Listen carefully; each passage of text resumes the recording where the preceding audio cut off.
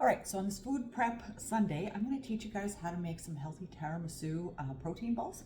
So I've got my trusty old coffee grinder here. It used to be my grandfather's, and he had given it to my oldest daughter, but she just never really had a use for it. So I ended up with it, and but I use it all the time, and not for coffee. I actually use it to make myself some oat flour. So I'll just use plain old oats, and I will actually put them into the coffee maker, just pulse it a few times, and it actually makes a really good thin powder, so which is awesome. It's a great way to save some money and just do it yourself, because I mean, I think you can get these things like, I don't know, they used to be like 15, 20 bucks or something, so I don't know, I haven't, like I said, my oldest is 32. My grandfather's been gone. It'll be 28 years this July 3rd. So it's pretty old. But like I said, I only use it for the ground oats for making recipes. And I love it. I think it's so handy. And I mean, you can't beat it, right? So I've used a cup of oat flour my way. And so next we are going to add 2 tablespoons of cocoa. So I like to use a good organic cocoa. Okay, throw that in there. So from there, I am going to add in a scoop of the whey protein. I usually use mocha cappuccino. I don't have any of that on hand, so I'm going to use the one I've been using, the iced cappuccino. It's really good too. So now we are just going to mix this up. I'm going to add in, actually before I mix it up too much, just a pinch of sea salt. Just a little pinch, nothing too crazy. And then we're going to add a little bit of, I like the Cyclone cinnamon powder over the regular powder. Actually, Cyclone cinnamon is actually supposed to be really good to help control like the spikes of insulin, so like for diabetics and stuff. And even though I'm not diabetic, when we hit our menopausal years, they actually say that our estrogen, when it goes lower, actually can make our sugars spike up and down, and that's why we tend to get the belly fats and stuff. So, you know what? I do every little thing that I can to help that along, right? Because I really don't want to go on hormone replacement. I really don't like to add any kind of medication to my life unless I absolutely need to. Therefore, I'm going to fight it with all I can. So next I got 4 tablespoons here of the PB2. I pre-measured it just to save you guys the time of watching me having to do that. We're going to add in some water, just some good old plain water. There's no real amount of water that, like, it's not measured or anything. It just basically so you get a paste so that it's kind of almost like a peanut buttery, you know, like consistency. Maybe a little thinner if you want to make it a little easier to mix your protein balls at the end. But you could probably use sunflower butter as well if you are allergic to peanut butter and stuff. It's just that you're going to probably get a little more fat. But either way, I mean, it still works pretty good. So now I've got it to like that consistency, but I'm going to add just a little bit more, just because, like I said, it does make it a little easier to mix up afterwards. So to this peanut butter, I am going to add in a 1/4 cup of unsweetened applesauce.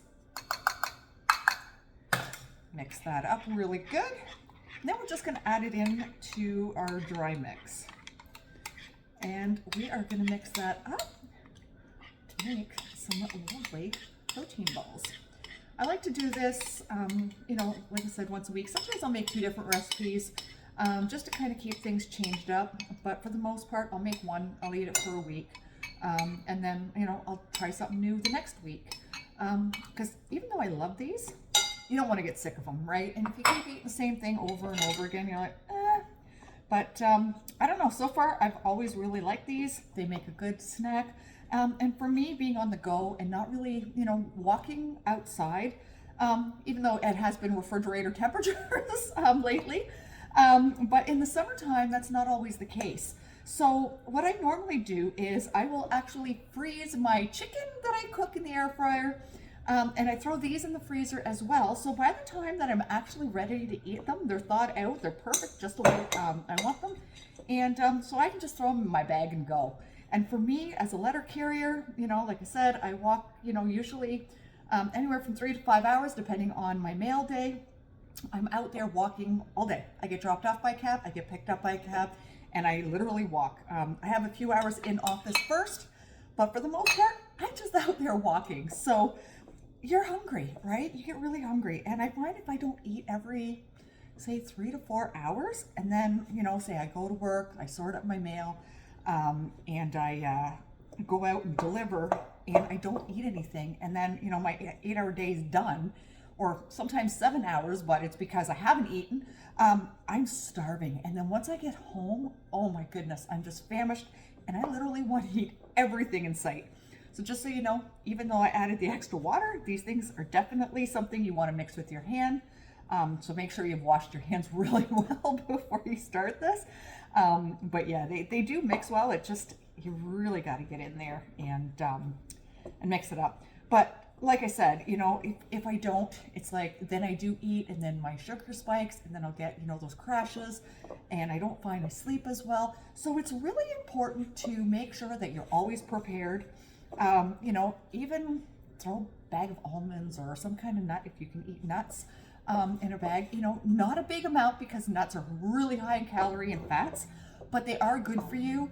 And myself, I find I like to eat them. Usually, I'll have a small handful, like maybe about 10 nuts roughly, along with a protein shake before bed, so that it keeps my my insulin and everything else kind of like a steady kilter before bed. And then, that's when I take my time.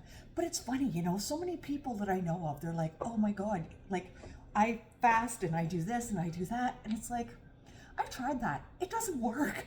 Like long term, it just does not work. You're starving yourself, so your body starts holding on to things. And you actually have to eat for your body, but also you have to work and exercise in order to help. But most of the time, like, when people say abs are made in the kitchen, they really are. It really matters. What you're eating makes a big difference in, your physique. It really does. And if more muscle you have, a lot of women don't believe in working out with weights. Do the weights, because the cardio, I do lots of cardio. Trust me, honey, it doesn't work. You want to do the weights. You want to add the muscle.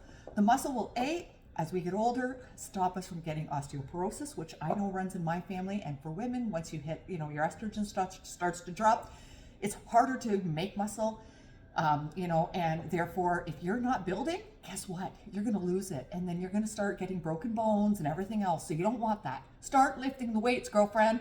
It's so damn important. And eat your protein, because you can't build muscle without it. So just keep doing, just work at it, and it's actually kind of fun. It's hard at first, you start to hurt, whatever. Trust me, I've been there. I know what it's like. And, like now I'm picking up my game. I'm planning on going to Machu Picchu in May. So like not even 2 months. So I've even upped what I'm doing, which, I'm starting to feel those sore muscles again. And it's just like, holy crap. But you know what? Once if you keep up with it, it eventually stops hurting. And you start feeling really good. And, you're proud of yourself. And as you're watching the changes in your body, it's amazing. And don't use the scale, because guess what? Like most people wouldn't realize that I'm like 140 pounds, but it's muscle. Like muscle weight takes up less space in your body. If you look at a pound of fat versus a pound of muscle, I mean, there's a big difference, between that. So let's say this is a pound of muscle. See how small it is versus a pound of fat, right? But yet it weighs the same. A pound is still a pound. So I'm Ange, and this is my channel, Rooted in Self-Care. If you like this recipe, please let me know in the comments. And if you do, like, share, and follow, please, for more. Delicious.